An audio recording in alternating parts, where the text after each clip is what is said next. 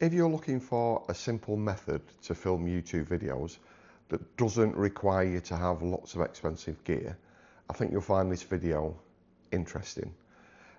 When I retired last June, that's June 2025, I knew that I wanted to build an online business for something to do in retirement.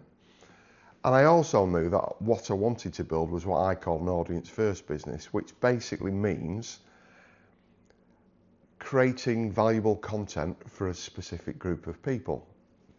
So the first decision I had to make then was, how would I distribute that content? What platform would I choose? And I chose YouTube. It's the biggest.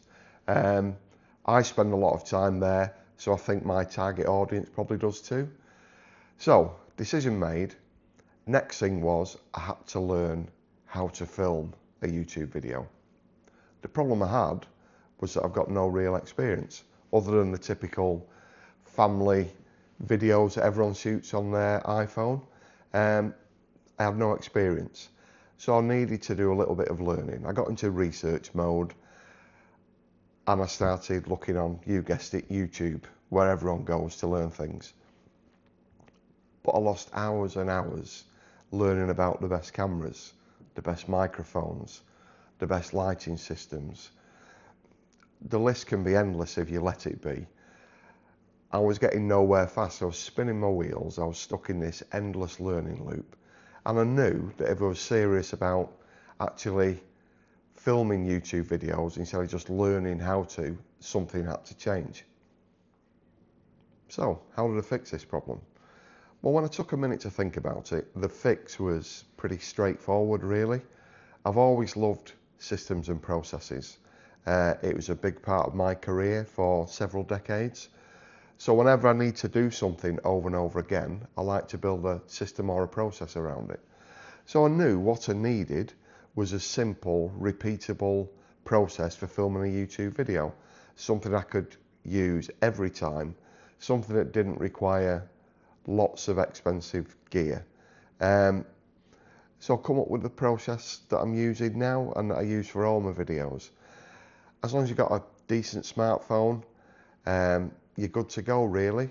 And as long as you've got somewhere with decent lighting, like today, I've got natural lighting coming through the windows, but I'll film videos just with the lighting in the room. It's more than adequate. I've recently added this DJI Mini microphone, but for a long time, I just used a microphone on the iPhone, and it was good enough. The important thing is that you keep the process simple. I always like to start simple. If I need to add complexity later, I will do. If you start with a complicated system and try to simplify it, it's very painful. I've been there, done that, don't want to do it again. So the process I'm going to walk you through in the rest of this video is very simple, and it's something that I've used for several videos now, and it's working fine.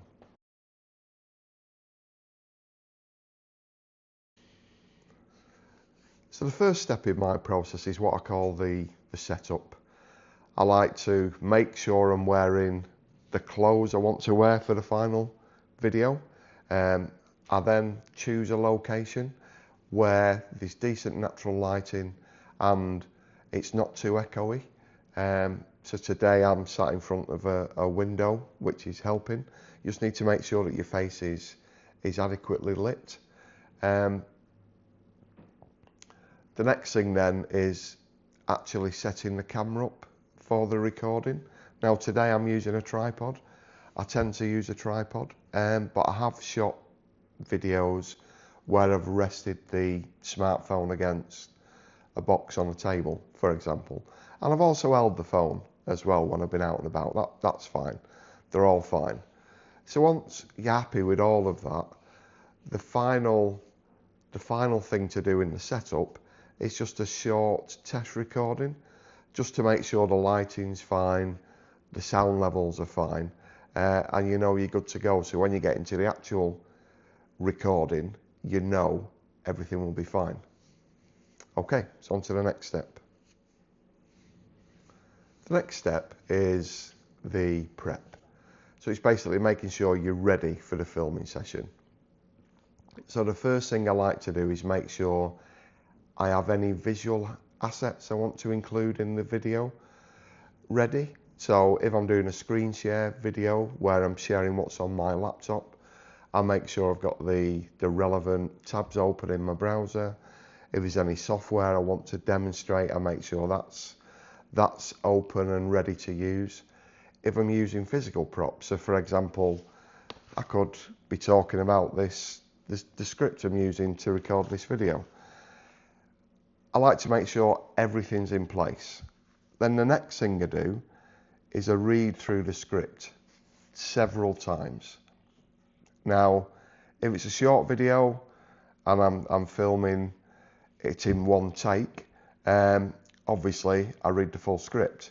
More often than not, like today, I'm filming it in several sessions. So I read the script for the particular session I want to film next. And what I'm not trying to do is to memorize a script word for word. I don't sound like Robert the Robot. What I'm trying to do is to internalize the actual flow and the key points I want to make. And then I trust myself not to go too far off script. Okay, so that's the prep. On to the next step. So the next step is filming the video, but I call it the dress rehearsal. The reason being, I think it takes a bit of pressure off. I'm probably kidding myself, but I'm not worried about making mistakes. I just sit down, look at the camera, get comfortable, calm the breathing, and just start talking. Start talking naturally, as if I'm talking to a friend. That's what I try to do in all my videos. I never make a mistake. I stop, compose myself again. I make some kind of gesture, maybe something like that, so that it's easy to spot in the edit. And then I go again. And I do it as many times as I need to. It's as simple as that. The final step is a review. So basically, I watch the video through on my iPhone. I make sure I'm happy with how I look and sound, that the lighting's good, that I've covered all the key points. If I'm not, I go back to the previous step and I film it again. But I very rarely have to do that now. And that's because I make corrections as I go. So normally, the review step is really, really quick. So there you have it. That's my simple YouTube filming process. It's allowed me to get on and actually start making videos for my online retirement business rather than being stuck in a forever learning loop. So if you're procrastinating, give it a go. I'm sure it'll help you. And once you have filmed the video, the next step is obviously to edit it. If you want to see how I edit videos, there should be a link appearing on the screen somewhere now. If it doesn't, you'll find that link in the description, along with a link to my published YouTube video procedure document, which covers everything from planning the video, scripting the video, filming the video, editing the video, and finally uploading the video. So until next time, take it easy.